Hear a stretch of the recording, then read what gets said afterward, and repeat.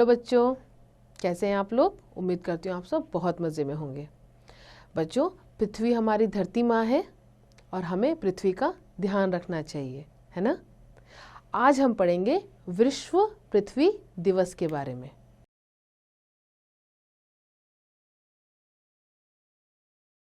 इस पाठ में संदेश दिया गया है कि पृथ्वी यानी धरती हमारी माँ के समान है और इसके बिना हमारा जीवन संभव नहीं है।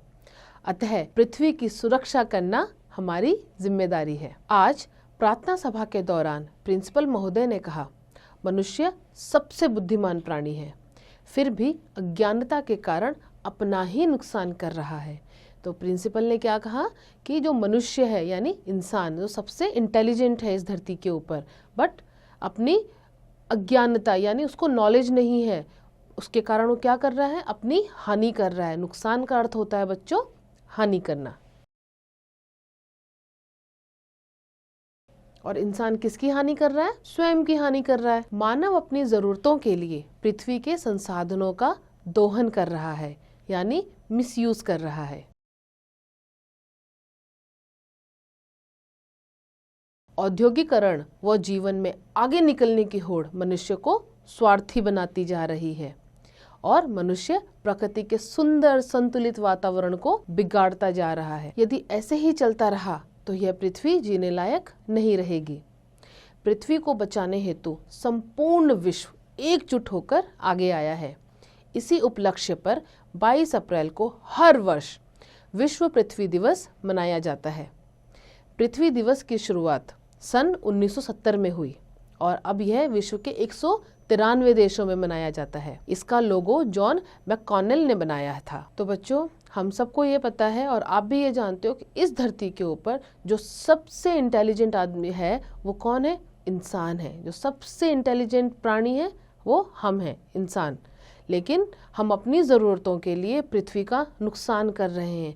जो नेचुरल हमारे संसाधन हैं जैसे पेड़, कोयला, हम इन सब को काट रहे हैं, नुकसान पहुंचा रहे हैं, इनका हम मिसयूज़ कर रहे हैं। तो पृथ्वी को बचाने के लिए पूरा जो वर्ल्ड है वो एक साथ आगे आया और उन्होंने एक विश्व पृथ्वी दिवस का उन्होंने घोषणा की, उनको मनाना स्टार्ट किया। और ये कब मनाया जाता है, ये हर साल 22 अप्रैल को मनाया जाता है और आज ये 193 देशों में मनाया जाता है। इसका लोगो किसने बनाया था, इसका लोगो जॉन मैककॉनेल ने बनाया था। हर बार की तरह इस बार भी विश्व पृथ्वी दिवस पर 22 अप्रैल को हमारे विद्यालय में विभिन्न प्रतियोगिताओं का आयोजन किया जाएगा। इस प्रतियोगिता के माध्यम से बच्चे धरती माँ को बचाने के लिए अलग अलग तरीके से भाग लेंगे। हर कक्षा में कक्षा अध्यापक या अध्यापिका बच्चों को अन्य जानकारी देंगे और इसकी तैयारी भी करवाएंगे। धन्यवाद। हर कक्षा में कक्षा अध्यापक या अध्यापिका ने बच्चों को प्रतियोगिता की तैयारी हेतु रूपरेखा समझाई। प्रतियोगिता यानी कंपटीशन।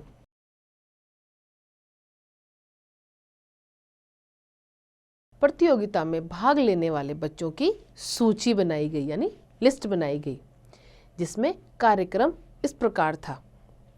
पहले समूह के बच्चे कविता कहानी सुनाकर पृथ्वी को बचाने हेतु अपने विचार सबके सामने रखेंगे। दूसरे समूह के बच्चे एक रैली का आयोजन करेंगे। तीसरे समूह के बच्चे फैंसी ड्रेस प्रतियोगिता में भाग लेंगे। समूह 4 के बच्चे अपनी कला के द्वारा पोस्टर बनाकर अपने भावों को व्यक्त करेंगे। तो क्या हुआ, 4 ग्रुप्स बनाए गए अलग अलग और हर ग्रुप को एक एक काम दिया गया। ठीक है, इस प्रकार चारों समूहों का एक एक प्रतिनिधि बनाया गया, जिसे कार्यक्रम हेतु बच्चों की तैयारी करवाने की जिम्मेदारी दी गई। कार्यक्रम का संचालन अनीता मैडम के हाथों सौंपा गया। इस तरह कार्यक्रम की तैयारी सप्ताह भर में पूरी हुई। सभी समूह अपनी अपनी तैयारी में लग गए।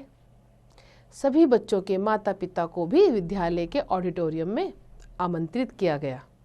बच्चे और माता पिता भी बहुत उत्साहित थे। अब जब आप लोगों का कोई फंक्शन होता है तो आपके पेरेंट्स बहुत उत्साहित होते हैं ना, बहुत हैप्पी होते हैं ना स्कूल में जाने के लिए कि आप लोग क्या कर रहे हैं, क्या परफॉर्म करने वाले हैं, है ना। 22 अप्रैल को अनीता मैडम ने पृथ्वी दिवस का महत्व समझाते हुए कार्यक्रम की शुरुआत की। सबसे पहले पृथ्वी दिवस के बारे में जानकारी दी गई। फिर पृथ्वी बचाओ परेड का आयोजन किया गया। परेड में बच्चों के हाथ में विभिन्न प्रकार के स्लोगन लिखी हुई तख्तियां थीं, जिसमें पृथ्वी को बचाने हेतु कई अनमोल बातें लिखी हुई थीं। सब ने उठकर बच्चों की परेड का स्वागत किया। कार्यक्रम के दूसरे चरण में बच्चों ने अपनी अपनी कविताएं प्रस्तुत की। वह लघु नाटिका के माध्यम से धरती माँ को बचाने का संदेश दिया। लघु नाटिका का अर्थ होता है बच्चों, जो हम लोग नाटक करते हैं, है ना। तालियों की गड़गड़ाहट से सब ने बच्चों का हौसला बढ़ाया। हौसला का अर्थ होता है बच्चों किसी की तारीफ करना, किसी को प्रेज करना। लघु नाटिका में बच्चों ने दिखाया कि वे पेड़ पौधों के साथ खेलते खेलते बड़े हुए हैं। उन्होंने पेड़ पौधों से तोड़ तोड़ कर फल खाए। इनके पीछे किस तरह से उन्होंने छुपन छुपाई के खेल खेले हैं, इनकी शाखाओं से झूले झूले हैं। आज उन पेड़ों को काटकर स्वार्थी लोगों ने ऊंची ऊंची इमारतों का निर्माण कर लिया है और धरती की हरियाली को खत्म कर दिया है, जो कि बहुत दुखद है। लघु नाटिका के बाद संचालक मैडम ने एक एक करके फैंसी ड्रेस प्रतियोगिता में भाग लेने वाले बच्चों का कार्यक्रम आरंभ किया। स्टेज पर कक्षा 3 की छात्रा मेधा ने पेड़ की ड्रेस में प्रवेश किया। पहचानो मैं कौन हूँ? मैं तुम्हें ऑक्सीजन, फल, फूल, दवाइयाँ, लकड़ी आदि देता हूँ। वातावरण को स्वच्छ बनाता हूँ। पक्षियों का भी मैं घर हूँ। कृपया मुझे मत काटो। तुम मुझे बचाओ, मैं तुम्हारा जीवन बचाऊंगा। मैं पेड़ हूँ। तभी राजू ने पृथ्वी के कॉस्ट्यूम में प्रवेश किया। मुझे पहचानो, मैं कौन हूँ? मैं तुम्हारा घर हूँ। मैं इकलौता ग्रह हूँ जिस पर जीवन संभव है। मैंने तुम्हारे पूर्वजों को पाला है। आज तुम मुझे परेशान कर रहे हो। मैं पृथ्वी हूँ। उसके बाद मयंक ने बस के कॉस्ट्यूम में प्रवेश किया। मैं सार्वजनिक वाहन हूँ। आप मेरा प्रयोग करें। अपनी निजी कार का प्रयोग कम करें। इस तरह आप प्रदूषण घटाएंगे और अपने आप को भारी ट्रैफिक की भीड़ से बचाएंगे। साथ ही आपकी यात्रा भी सुखद व सुरक्षित भी होगी। तभी प्रिंस ने एक बाघ के रूप में प्रवेश किया। मैं वन्य प्राणी हूँ। मैं जंगल में रहता हूँ। आप जंगल ना काटें। मेरा जीवन भी धरती पर संतुलन बनाने के लिए जरूरी है। यदि हमारी संख्या कम हो गई तब भी धरती पर कई चीजें बदल जाएंगी। आज जंगल में बहुत कम बाघ रह गए हैं। आप मुझे और मेरे मित्रों को चैन से जंगल में रहने दीजिए। तभी एक बच्चे ने बल्ब के रूप में प्रवेश किया। मैं आपके घर को जगमगाती हूँ। आप मेरा सही उपयोग करें। जब मेरी आवश्यकता ना हो तो आप स्विच बंद कर दें। बिजली बचाओ, ऊर्जा बचाओ।